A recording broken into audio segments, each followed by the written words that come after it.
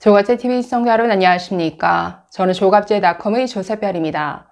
2024년 3월 15일 오전 11시를 가리키고 있습니다. 윤석열 정부가 모든 전공의들에게 진료 유지 명령을 내렸다라고 밝혔습니다. 지금 여러 가지 명령을 계속 남발하고 있습니다. 사직서 수리 금지 명령, 업무 개시 명령, 그리고 이어서 진료 유지 명령까지 내렸다라고 밝혔는데 왜 이렇게 의대 증원 2,000명을 고집하면서 어떠한 타협도 하지 않으려 하고 이렇게 끊임없이 의사들의 분노를 유발시키면서 때려잡고 진압하는 방식으로 이렇게 일을 추진하는지 정말 이해할 수 없습니다. 이 내용 좀 살펴보겠습니다. 오늘 보건복지부가 브리핑을 했는데 전병왕 보건복지부 보건의료정책실장이라고 하네요. 정례 브리핑에서 이렇게 밝혔습니다. 현재 모든 전공의에게 진료 유지 명령이 내려진 상태이고 명령이 유효하므로 모든 전공의는 진료를 유지할 의무가 있다. 전공의 수련 계약은 기간의 정함이 없는 계약이므로 계약관계에 따르더라도 전공의 사직은 제한될 수 있다. 이렇게 설명했는데 사직할 수 없다. 진료 계속 유지해. 지금 이런 명령을 받아들이라는 것이죠. 이건 본인이 싫다는데도 억지로 강제 노동을 시키겠다라는 것 아닙니까? 저는 이 정부가 취하는 여러 가지 조치들이 오히려 훨씬 반헌법적이다라는 생각이 드는데 계약 관계에 따르더라도 전공의 사직은 제한될 수 있다. 사직 마음대로 못해. 이런 뜻이죠. 지금 전공의들 100개 수련병원의 13,000명 전공의들 중에서 지금 92%가 돌아가지 않고 있습니다. 이들이 사직서를 내고 의료 현장을 떠났죠. 떠난 지 지금 한 달 되는 시점이 다가오고 있습니다. 그게 19일인데, 즉 19일이 지나면 영원히 안 돌아온다라는 뜻이겠죠. 그 전에 지금 이런 명령을 계속 남발하고 있는 겁니다. 그런데 이렇게 얘기했습니다. 전공의 수련 계약은 기간의 정함이 있는 계약이므로 계약 관계에 따르더라도 전공의 사직은 제한될 수 있다. 지금 이렇게 설명하고 있는데 의료계에서는 사직서를 낸 지 한 달이 지나면 자동적으로 이건 유효하다. 그렇기 때문에 한 달이 지나면 사직서는 수리된 것으로 본다라는 거죠. 그런데 정부는 그게 아니다라고 설명하고 있습니다. 그 근거로 드는 것이 지금 민법 제660조인데 이렇게 되어 있습니다. 고용기간의 약정이 없는 때에는 당사자는 언제든지 계약 해지의 통고를 할 수 있다. 상대방이 해지의 통고를 받은 날로부터 1월이 경과하면 해지의 효력이 생긴다. 이 민법 660조에 대한 의료계와 정부의 시각이 다른 거죠. 의료계는 봐라. 사직서를 낸 지 한 달이 경과하면 해지 효력 발생한다라고 되어 있지 않느냐. 그래서 해지가 됐기 때문에 다른 의료기관에서도 취직할 수 있고 개원할 수 있다. 이렇게 주장하는데 정부는 여기에 단서가 있지 않느냐. 보시면 고용기간의 약정이 없는 때에는 통고를 할 수 있다라고 되어 있는데 이 전공의들의 수련 계약은 그 기간에 정함이 있는 계약이다. 그래서 여기에 해당이 안 된다. 그렇기 때문에 한 달 지나서 자동적으로 효력이 생기는 게 아니다. 사직은 제한될 것이다. 이렇게 주장하고 있습니다.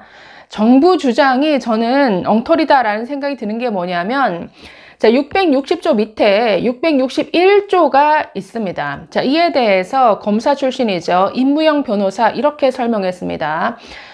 민법 660조 밑에 661조가 있다. 해당 조항은 고용기간의 약정이 있을 때에도 부득이한 사유가 있으면 계약을 해지할 수 있다. 통상 부득이한 사유는 근로자에게 유리하게 해석한다. 당연하죠. 즉 근로자 입장인 전공의에게 유리하게 해석할 수 있다는 것이다. 이어서 전공의법에서 허용하는 근무시간을 초과해서 근무했고 피교육생 지위에서 더 이상 교육의 필요성을 못 느끼겠다라고 한다면 명백한 부득이한 사유가 될 수 있다. 전공의 과정은 전문의 자격 취득을 위한 수련 과정인데 의미가 없다는 것을 깨달았고 그래서 하지 않겠다라고 충분히 주장할 수 있다. 이렇게 설명했습니다. 이게 맞는 것이죠. 세상에 어떤 법이 일하기 싫은데 강제로 일하게끔 이렇게 강제하는 법이 말이 됩니까? 아니, 계약 자유의 원칙이 있고 계약서의 어떤 계약서 조항이 굉장히 불분명할 경우에는 을에게 유리하도록 해석하는 게 그 계약 해석의 원칙입니다.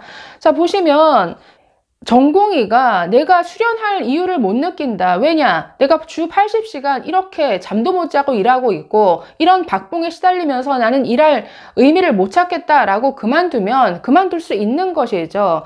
그래서 부득이한 사유에 충분히 해당되기 때문에 이렇게 부득이한 이런 사유로 내가 그만두겠습니다. 사직서를 냈고 그 기간이 한 달이 지났다면 이거는 그 사직서의 효력이 생기는 것으로 봐야 한다라는 것이죠. 그런데 이런 사적 계약의 영역에 지금 정부가 개입하겠다는 그 발상 자체가 저는 굉장히 위험하고 지금 각종 명령을 남발해서 사직서 수리하지 말아라, 사직서 수리 금지 명령, 업무 개시 명령, 진료 유지 명령 이런 명령을 남발하고 있는데 아니 지금 무슨 전시 상황인가요? 뭐 전쟁 났습니까? 이 부분에 있어서도 굉장히 앞뒤가 맞지 않는 게 뭐냐면 아니 모든 게 안정적으로 유지되고 있다라고 지금 정부는 또 강조합니다. 의료 대란이라고 하지 말아라. 모든 게 안정적으로 돌아가고 있다. 저 기사 보시면 전공이 이탈해도 입원 환자는 회복세다. 응급기관이 안정적으로 운영되고 있다. 자, 바로 어제 박민수 보건복지부 차관이 브리핑한 내용입니다. 문제 없다라고 이렇게 본인 입으로 얘기를 하고 있잖아요. 어제 이렇게 브리핑했네요. 전공의 근무지 이탈로 인해서 상급 종합병원의 입원, 수술 등 전반적인 의료 이용이 줄어든 이후에 큰 변동이 없이 유지되고 있다. 입원 환자는 오히려 다소 증가하는 추세가 지속되고 있다.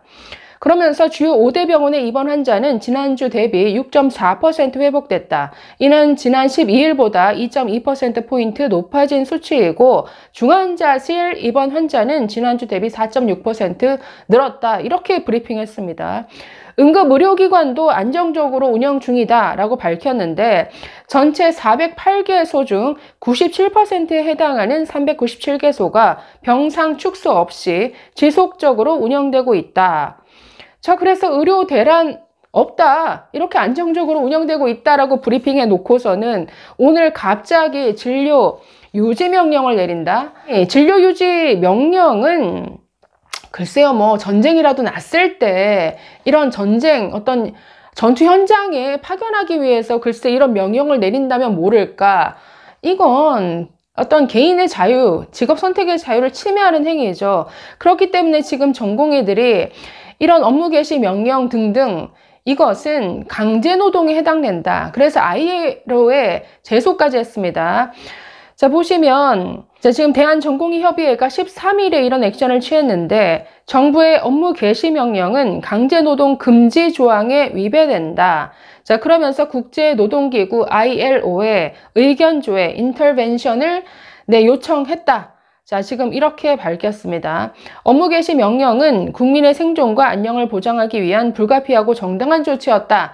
정부가 이렇게 얘기를 했었는데 여기에 대해서 반박한 것이죠. 그래서 이 의료 사태에서 그동안 정부가 취한 모든 결정과 조치들이 너무나 엇박자의 연속이고 무리수 그 자체입니다. 애당초 의대 증원 2,000명을 내지른 것부터가 황당하죠.